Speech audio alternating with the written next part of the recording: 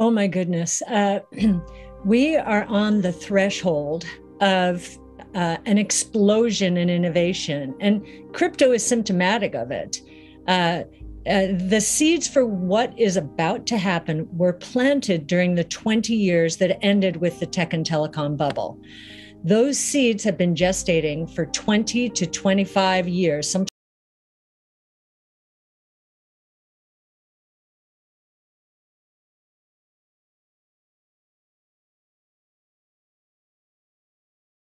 into existence. So we think there are 5 major platforms, 14 different technologies that are all getting ready to move into the sweet spot of their S-curves. And there are going to be convergences between and among these technologies. So you're going to have one S-curve feeding another, and creating explosive energy and explosive growth. And I think in the crypto space, we're going to see blockchain technology and artificial intelligence converge and cause explosive reactions. So it's pretty exciting. Just to get back to investing in the future, when I was trying to explain to someone what I wanted to do before starting Ark, and who's not in our business, he said to me, "Oh, you mean that the future of investing is investing in the future?" And I said, "You got it." Well, now, when I started in the business, that's the only way people thought about investing. And then we went through the tech and telecom bust, and then the 08-09 meltdown, and we ended up with huge risk aversion in the markets and a tendency to invest very much like the broad-based indices out there. In other words, not adding much more value than the indices themselves. And the indices are where they are because of what has happened historically. The largest companies, the most heavily weighted companies in these indices are there because of their past success. But if we're right, and all of this disruptive innovation is about to explode, well, they are in harm's way. Yes, well, this chart was drawn by Brett Winton, or developed by Brett Winton, who's our director of research.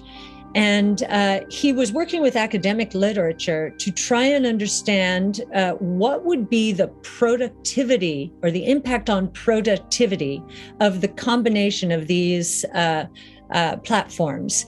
And what he's depicting here is the productivity uplift is going to be unlike anything we've ever seen. We've had multiple platforms evolving at the same time only once before, and that was in the early 1900s: telephone, automobile, and electricity.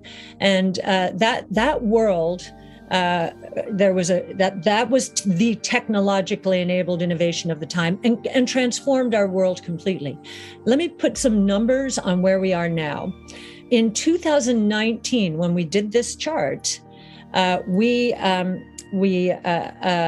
evaluated the market cap around the world associated with truly transformative innovation. That year, it was $7 trillion. So it was less than 10% of the global equity market cap. That's public equity. The next year, last year, that doubled to 14 trillion. And we did have a very good year last year.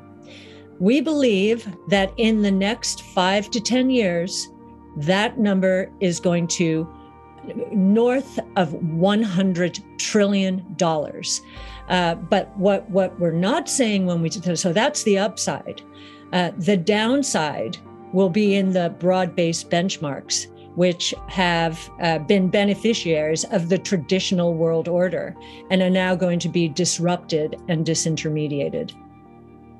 So in order to summarize this section about like this explosive innovation, what is the current market holding true that you think the market is fundamentally wrong about? I think the pace of innovation and the convergence between and among these platforms. Most investors have never seen exponential growth. Well, they recall seeing it once. It was during the tech and telecom bubble, and that ended badly. And that's why there's been this allergic reaction to innovation and high valuations. Most investors have a 1-year time horizon, maybe 18 months. We have a 5-year investment time horizon. The early years of exponential growth, when we're at low numbers in terms of the base, the numbers don't look that much different from linear growth. But when you go out 5 years, the difference between exponential, so revenue growth rates in the 25 to 50% range per year, and let's say GDP growth, which might be 5% at best, night and day. And I think what gives us the differentiation is our starting point. We start from the top down, trying to size markets, and we center our research on something called Wright's Law. Wright's Law is a relative of Moore's Law. Moore's Law is a function of time. Wright's Law is a function of units. And actually, Wright's Law has worked better in the semiconductor industry than Moore's Law itself during the last few years. And so that's how we get to numbers like the electric vehicle space, 2.2 million last year, but the costs are dropping to such an extent now that we think that number is going to 40 million, almost half of the global cars sold in 5 years, actually more like 4 years now. No one has that kind of accelerated growth in their models. They've never seen it before, so they're not modeling it in the future. But Wright's Law is a very good guide. Just to hop in and emphasize this point, because I'm sure Yassine and I both have built these Wright's Law models. Cathie's saying, like, as you increase the units of production, there's a certain cost decline curve to that technology. And so that's a lot of Ark's work of being able to predict out 5-10 years. What are the costs of these things going to be based on the units produced? There's this other thing that was coming to my mind as Cathie was talking. And Elon Musk has this line of fate loves irony, which always messes up my head. But when I think about how backward looking a lot of traditional finance has become, that comes at the same time, and the backwards looking is, as Cathie's saying, focusing on indices and investing based on the past. That's happening at the same time that the world is changing at an accelerating rate. And so there is this tragic irony that people are more and more backwards looking in their investing, at least institutions are, while the opportunity is getting larger and larger in the future. And I think that what's great about that actually is it opens up a space for retail. And Ark is predominantly, I think, retail favored with growing institutional respect. And I think that will only grow over time. But the opportunity is really for retail to catch up to institutions. You guys say front run the opportunity, but it's just retail being future looking while the institutions are backwards looking. There's lots of people who are willing to trash what you're doing. And Cathie, you have some haters too. There's an anti-Cathie Wood ETF out there. I've heard critics call what you're doing unprofitable tech. That's what they call your sector. Our friend from Real Vision, Raoul Paul, was just on recently. And he says part of this is because people are fundamentally afraid of change. Is there something to that? Why do you think there are like the haters of the world disparaging the work that you're doing and kind of your method?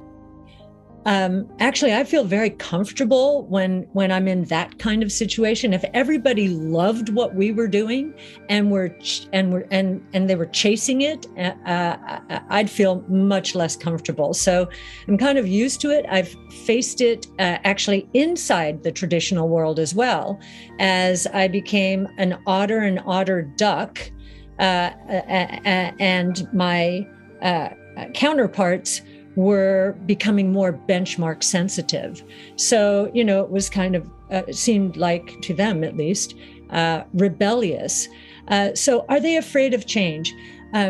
I think there's muscle memory associated, certainly at the high level management, associated with the tech and telecom bubble. And many equity leaders went down and basically ceded power to the fixed income market. So many of the leaders of financial firms came out of the fixed income world because of the tech and telecom bust. Many equity leaders lost their jobs then, and then again, 08, 09. And so you have this very conservative group of people who really haven't managed equities ever, and actually understand more benchmark sensitivity, since that's how that world works.